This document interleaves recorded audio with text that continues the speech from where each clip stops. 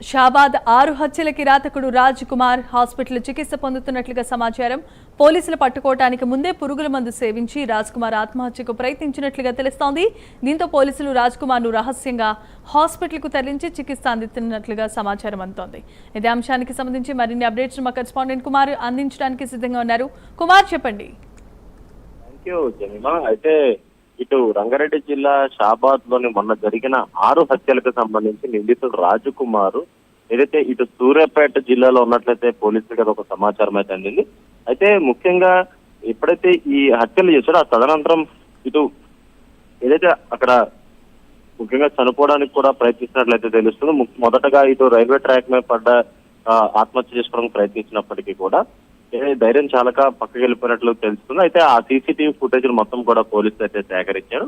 అయితే ఇప్పుడు తాజాగా ఇటు సూర్యాపేట జిల్లాలో ఉన్నట్లయితే పోలీసులు అయితే అనుమానిస్తున్నారు. అయితే ఇప్పటికే డీసీపీ చేవెళ్ల యోగేష్ గౌతమ్ కూడా దీనిపై ఇప్పటికే ఆరా తీస్తున్నారు. అయితే ముఖ్యంగా డీసీపీ చేవెళ్లకు సంబంధించి ఎస్ఓటీ టీం సూర్యాపేటకి వెళ్ళినట్టు కూడా, అలాగే అక్కడ ఒక లీడ్ దొరికినట్లు కూడా ప్రస్తుతం అయితే తెలుస్తుంది.